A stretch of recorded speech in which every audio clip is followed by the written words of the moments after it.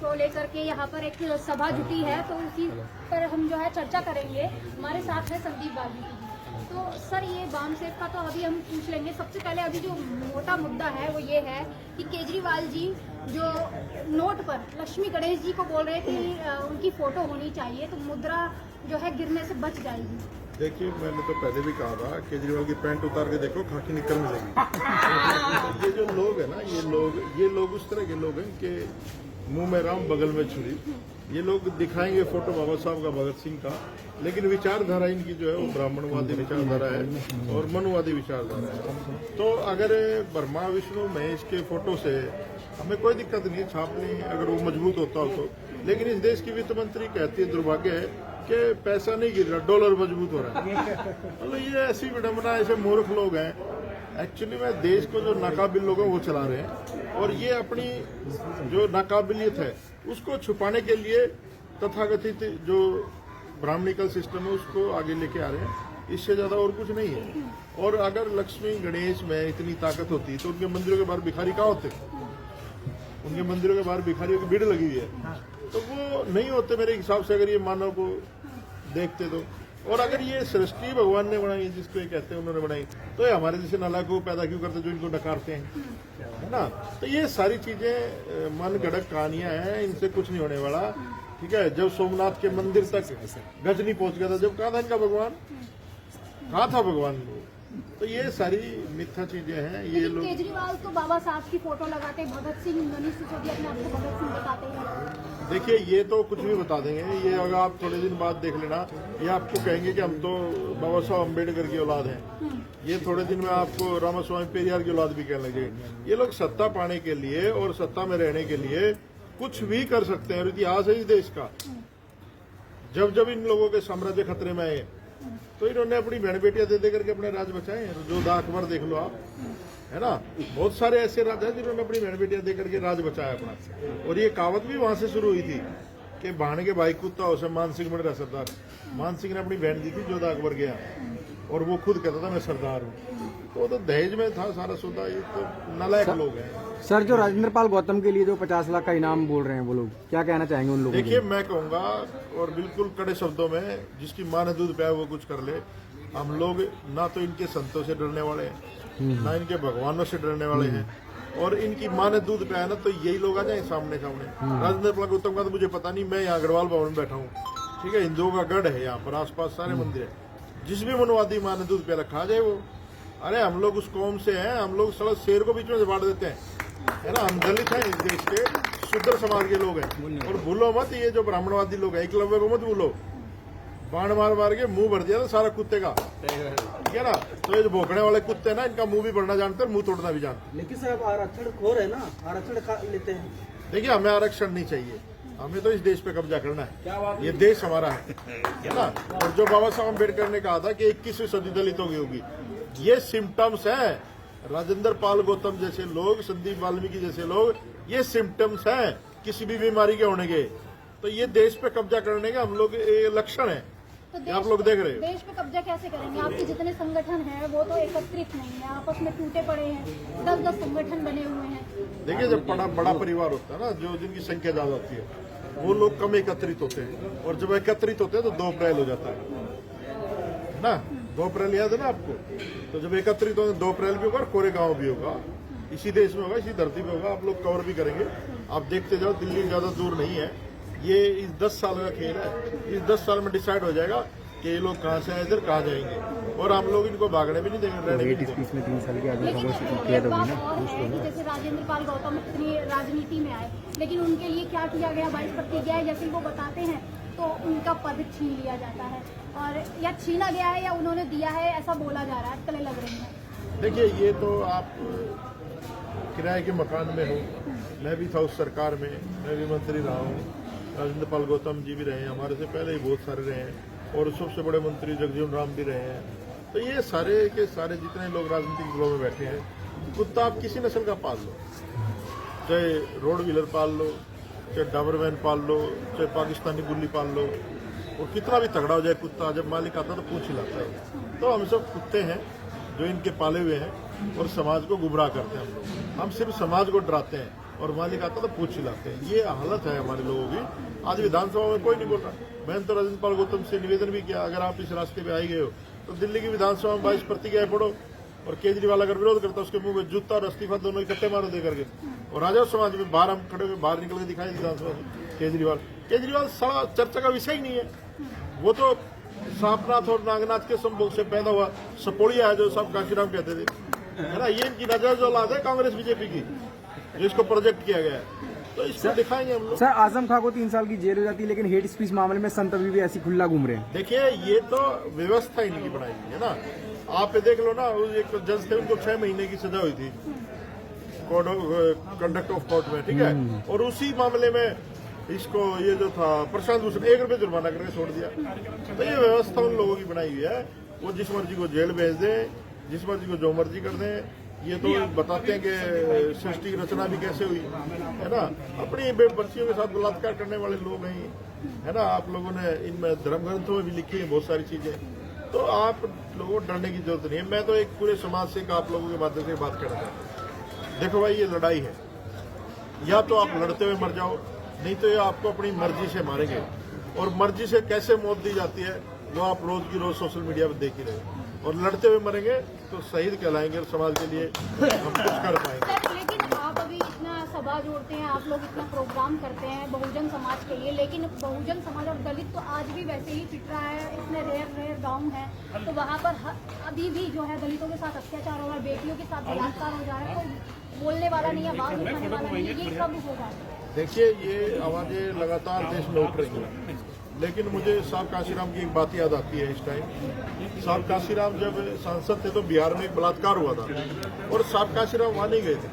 तो पत्रकारों ने कहा कि वहां पर सभी पार्टियों के नेता गए, सभी लोग गए हैं, साहब काशीराम आप क्यों नहीं गए? जैसे मनीषा हाथरस वाले कांड में आपने देखा होगा, वहां प्रियंका गांधी भी गई, राहुल गांधी भी गया, सारे लोग गए ड्रामे करने के लिए, ठीक है। लेकिन जब साहब काशीराम से सवाल पूछा गया तो साहब ने कहा कि मैं कहाँ जाऊंगा, हर रोज हर घंटे हर मिनट हमारी बेटी को बलात्कार होता है, तो मैं कहाँ जाऊंगा। मैं एक ऐसी व्यवस्था बनाने में लगा हूँ जिससे परमानेंट रुक जाएंगे।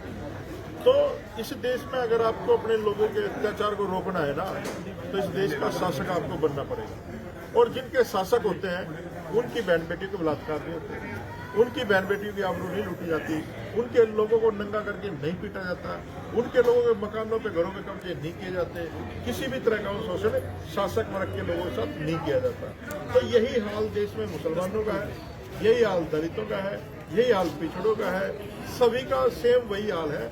और ये जो नालायक समाज है जिसके हम लोग चर्चा कर रहे हैं, जिसको हम सुधारने का काम कर रहे हैं, ये सब काशीराम कहते थे ये सोए हुए लोग हैं। और आप अपने घर में सुबह 4 बजे उठ जाओ, जितने लोग सो रहे हैं सबको बुरा लगेगा।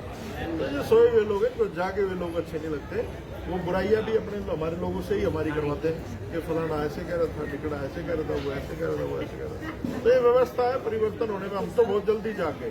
सर, आरएसएस जिस तरह जमीन पे काम करती है उस तरह बाप से नहीं कर रहा है, किस तरह से समाज को जागरूक होगा? देखिए, जिसको काम करना था ना वो तो महलों में बैठ गए। जिसको साहब काशीराम उत्तराधिकारी बनाए गए थे वो तो हजारों करोड़ की संपत्ति अर्जित करके बैठ गए। इसी देश में अगर कोई पहुंचा रहा है ना विचारधारा, तो बाम से भी पहुंचा रहा है। पूरे देश में लोग घूम रहे हैं, पूरे देश में काम हो रहा है। और वो सुनो मेरी बात सुनिए। और वो जो उनके कुकर मुत्ते हैं ना, मैं कहता हूँ गधा तो मोदी का भी है सर, मायावती का भी ऐसा, गधे ने तो गधा ही रहना है, वो तो नहीं बदलना। वो फेसबुक पे कमेंट करते हैं कि जी ये चंदा मांग रहे हैं, और मायावती कहती है दीपावली को उपहार मत लाना, पैसे दे देना। नहीं, आप ऐसा तो नहीं बोल रहे जो आप अभी पार्टी से बाहर हैं। नहीं, पार्टी मेरे जैसे लोगों की तो घर वालों की जरूरत नहीं होती। पार्टी हमारी कोई नहीं है, पार्टी वो भी ब्राह्मण समाज की पार्टी है, वहां भी मिश्रा जी की चलती है, जो हमारा एक बड़ा अम्ब्रेला होना चाहिए था। आज वो कहा कितने छेद हो गए उसमें, पानी की बूंद भी सीधी निकलती है, टपक के नहीं निकलती उसमें से, जीरो पे आके खड़ी हो गई। ये क्या कारण है? ऐसे हर एक पार्टी में जो दलितों को रखा जाता है, इसमें क्या कहेंगे? किस पार्टी में? हर जो पार्टी में दलितों को रखा हर जाता पार्टी में सर, वो तो बाबा साहब अम्बेडकर के रिजर्वेशन की वजह से है, नहीं तो इनको कोई अपने घर पे जो चौकीदार न रखे। बगैर किसी एक समुदाय के आप पार्टी या संगठन चला सकते हैं? हमारा जो समुदाय है वो मूल निवासी समुदाय है, हम 85% लोग हैं। जब ब्राह्मण इस देश का अकेला राजा बन सकता है, आज इस देश में 80 कैबिनेट सेक्रेटरी है, उसमें एक भी ओबीसी नहीं है भाई। तो उनमें काबिलियत बताई जाती है, उनमें काबिलियत है, हाँ काबिलियत है ना, खीर से पैदा हो जाते हैं, मुंह से फाड़ के निकलाते हैं, पेट फाड़ के निकलाते हैं, काबिलियत है ना। किसी को देखा मुंह से बच्चे पैदा करते हुए, किसी को देखा हाथ से बच्चे निकलते हुए, किसी का पेट फाड़ के कोई निकला हो, यही काबिलियत है। यही काबिलियत है इन लोगों में। नालायक लोग हैं। यूपी की शिक्षा मंत्री मोदी जी को अवतार बता रही हैं कि भाई वो अवतार है, कभी भी कितने टाइम तक भी प्रधानमंत्री रह सकते हैं। देखिए, इस देश का हर ब्राह्मणवादी सिस्टम का व्यक्ति जो जाति व्यवस्था और वर्ण व्यवस्था में विश्वास करता है, वो मोदी को विष्णु का अवतार बताएगा, क्योंकि वो उनका काम कर रहा है। आज मोदी अगर कह दे कि हम 22% का समर्थन करते हैं, आज ही कुत्ते का बच्चा कह देंगे ये लोग कि वो कुत्ते का बच्चा है, वो गधा है, उसको कुछ नहीं आता, अनपढ़ है, चाय बेचने वाला नहीं बिठाना चाहिए था। तो जो इनका काम करेगा, अभी आपने देखा ना मुर्रम को जब राष्ट्रपति बना उसको शुद्धिकरण किया गया है। गोविंद के साथ क्या हुआ? इस देश में हर उस व्यक्ति का वही हाल होगा जो इस मनुवादी व्यवस्था में हमारा आदमी जाता, हमारा सोचता आदमी। जैसे आप देखते हुए दिल्ली शहर में आप लोग रहते हो, कई बार रेड लाइट पर खड़े होते हो तो कुत्ते बैठे होते हैं गाड़ियों में ना, और मेम साहब की गोद में बैठे रहते हैं, बड़ी अच्छी अच्छी नस्ल के होते हैं। तो क्या वो मर्सिडीज में कुत्ता बैठने के बाद इंसान मर जाता है? तो ऐसे ही हमारे लोग हैं इन पार्टियों में ना, वो सोचते हैं मर्सिडीज में बैठे हो कुत्ते। सुशील तिवारी नाम के एक व्यक्ति जो है वो कहते हैं कि जब ब्राह्मण तलवार उठा तो परशुराम बन जाता है, उसमें क्या कहेंगे? और जब ये चूड़े चमार लाठी उठाएंगे फिर कहाँ जाएंगे? ये नस देख के लाठी मारते हैं, और भंगी की लाठी ना लक्ष्य प्राप्त किए बगैर वापिस नहीं। अभी तो चमार जा गया चमार, जिस दिन ये चूड़े इकट्ठे हो गए ना इसके साथ, उस दिन पता चलेगा दिल्ली का खुसरो भंगी आ गया दोबारा। जय भीम। आज व्यवस्था कुछ और है, और ये कड़वी बातें इसलिए कहता हूँ ताकि लोगों तक ये बातें जाएं। मैं वाल्मीकि नहीं हूँ, बिल्कुल आप लोगों को मैं ऑन रिकॉर्ड कह रहा हूँ, मैं इस देश का मूल निवासी हूँ। क्या बात है, क्या बात है, क्या बात है। व्यवस्था को नहीं मानता, 85 निकलना पड़ेगा। और मैं ये बात इसलिए कहता हूँ, मुझे चुनाव नहीं लड़ना, मुझे कुछ नहीं बनना, जो बनना था बन लिया। सर अब पूरा जीवन ही समाज का काम करना। सर वो केंद्र कहते हैं राजपूत लोग तलवारें उठाते हैं तो अच्छे भाग जाते हैं, अब इस पे क्या कहेंगे? अब जो अकबर की बात बताई थी ना मैंने आपको, जीजा किसको बनाया आपने? कैसे पूछे जो आप उधर राजपूतों ने जोधा किसके ब्याह थी? किसके ब्याह थी? मुसलमान के ब्याह थी ना।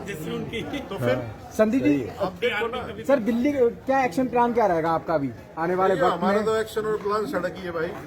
सड़क पे काम करेंगे, अपने लोगों तक पहुंचेंगे। जब इनकी समझ में आएगा, जब जो राजपाट बदल जाएगा, है ना। हम लोग जो है ना व्यवस्था परिवर्तन के लिए लड़े हुए। राजपाट तो बजा 15 साल शीला दीक्षित रही, तो क्या हुआ इनका? ये जब भी हड़ताल करते थे, जब इनकी तनख्वाह मिलती थी। आज केजरीवाल को हो गया कितना टाइम, ये आज भी हड़ताल कर रहे हैं। तो व्यवस्था नहीं बदली। अगर दिल्ली सल्तनत की कुर्सी पे केजरीवाल झाड़ू वाले की बजाय जिले चूड़े का छोरा बैठेगा, तो क्या ये कच्चे रह जाएंगे क्या? आप एक बार दिल्ली के भंगी वाल्मीकि को चूड़े को बना के दिखाओ मुख्यमंत्री, 6 महीने में दिल्ली के लोगों की समस्या खत्म कर देंगे। यहाँ व्यवस्था नहीं बदलती, व्यवस्था वही रहती है जो पहले थी। तो चाहे मोदी आए, चाहे संदीप जी आपकी इस पार्टी का समर्थन करना चाहिए। देखो, मैं पार्टी का तो किसी का समर्थन नहीं करता, ठीक है, क्योंकि कोई भी पार्टी जो है मूल निवासियों के लिए, हमारे लोगों के हक अधिकार के लिए काम नहीं कर रही है ना। अभी एक नई बात सुनने में आई थी सोशल मीडिया के माध्यम से कि सीमा खुशबू को यहाँ का सीएम डिक्लेयर कर दिया मायावती जी ने, तो उसको ये जो 50% पूरे चमार तो दिखे नहीं, खुशबू 1% भी नहीं है ना। चलो अच्छी बात हो, हमारी बहन बेटी है, करे, लेकिन पता नहीं वो आते आते कोई और ज्यादा चढ़ाएगा। क्योंकि जब भी चुनाव होता है ना, और जब भी बीएसपी मजबूत होती है, अगर हरियाणा में मजबूत की बीएसपी किसी ने, तो मान सिंह मनेठा ने की, तो चौटाला राखी लेके पहुंच जाता है। पंजाब में मजबूत होती है तो बादल राखी लेके पहुंच जाता है। दिल्ली में मजबूत होगी, केजरीवाल बांधेगा राखी 500-700 करोड़ की, क्या फर्क पड़ रहा है? उसको कुछ नहीं फर्क पड़ता। क्या बहन जी आपको निमंत्रण दे, आप जाना ना चाहेंगे? ना, मायावती के पास तो भूल के भी नहीं जाना कोई, भूल के ही मतलब रीजन क्या है संदीप जी, रीजन क्या है? रीजन ये है कि मायावती मूवमेंट से भटक चुकी है, वो राजनीतिक व्यक्ति है। आप लोग उसको मिशन क्यों समझ रहे हो? लेकिन सर कह रहे हैं कि छलांग मारने के चक्कर में ऐसा क्या आपके ऊपर राजनीति भी लगाया कि आप कहीं ऊपर उड़ान कर रहे हैं, कहाँ? राजनीति बड़ी में। तैयारी है। ना ना, कोई तैयारी नहीं। संदीप बाल्मीकि आपको कभी राजनीति में नहीं दिखे, आप देख लेंगे। लोगों की सोच है सर, कहना है लोगों का। ऑन रिकॉर्ड कह रहे हैं सर। नहीं होगा क्या? नहीं, और बतेरे लोग हैं। मैं बताता हूँ, देखो पता क्या, ये समाज जो है ना, एप्पल बॉय को पसंद नहीं करता, ये संघर्ष वाले लड़कों को पसंद करता है। जो लड़के आज संघर्ष कर रहे हैं और जो ईमानदार है, जो काम करेगा, ये समाज हमेशा उसके पीछे चला है। साहब काशीराम जब थे तो लोगों ने, साहब काशीराम वो नेता माना, उन्होंने संघर्ष किया, और बहन जी भी साथ में ही थी। आज कहाँ पर है बहन जी, आप देखो ना। तो जो संघर्ष भूल जाएगा उसका बीपी और शुगर अपने आप हो जाएगा, फिर वो पार्क में टहलने जाएगा, है ना। तो ये बीपी और शुगर के मरीज हो चुके हैं समाज के लिए। शुगर है, समाज को खत्म कर रहे, खाए जा तो रहे फिर हैं। क्या माने संदीप जी नए पार्टी बनाने वाले हैं? अरे मैंने कोई पार्टी पुट्टी नहीं बनानी भाई, इन पार्टी बनाए और हाल देख रहे हो ना। सत्ता पर लेकिन कैसे परिवर्तन करेंगे? राजनीति जरूरी तो है ना ताकत के लिए। जब तक आपके लोग राजनीति में नहीं होंगे तो आपको अधिकार मिलेगा कैसे? बस आज क्या हमारे लोग राजनीति में नहीं है। जब उत्तर प्रदेश में बहन जी की सरकार थी तो वहां पर बहन जी ने कोई आदेश पारित किया था कि SC/ST के जो मुकदमे हैं बिना छानबीन के ना अरेस्ट किया जाए किसी को। पहले अधिकारी मुकदमे की छानबीन करेगा, उसके बाद अरेस्ट होगा। तो ये किसका राज था वो, है ना। जिसके पास भी कुछ मित्र सुंग है ना, उसका नाश तय है, ठीक है ना। एक ब्राह्मण ने पूरे मिशन को खत्म कर दिया। मिश्रा जी ने, हमारे से किसी पत्रकार ने पूछा था कि बड़े वकील है, फिर वकालत करें, राजनीति क्यों कर रहा है? हमें करने दो BSP की राजनीति।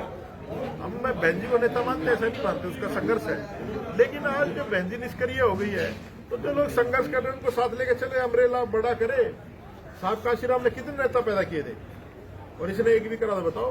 और जिनको करना चाहती है वो बेचारे, आपको पता है, गुच्ची के तो पैंटे पहनते हैं। मतलब हाथी बैठ गया सर, हैं? हाथी बैठ गया। हाथी नहीं बैठा, हाथी तो चलेगा। ये बाबा साहब अम्बेडकर का हाथी है।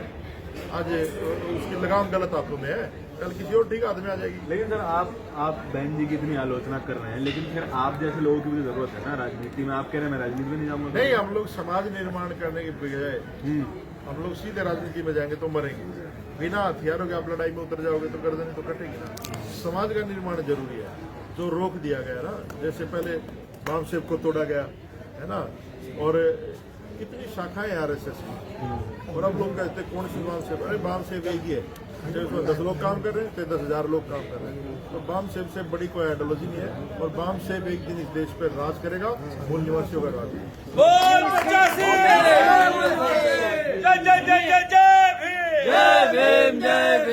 ये देखिए, जो बहुजन मुक्ति पार्टी है वो पूरी तरीके से बहुजन हिताए बहुजन सुखाए पर काम कर रही है। ये मैं आपको जानकारी दे दूं, क्योंकि बहुजन पार्टी खत्म नहीं हुई है। बहुजन पार्टी बहुत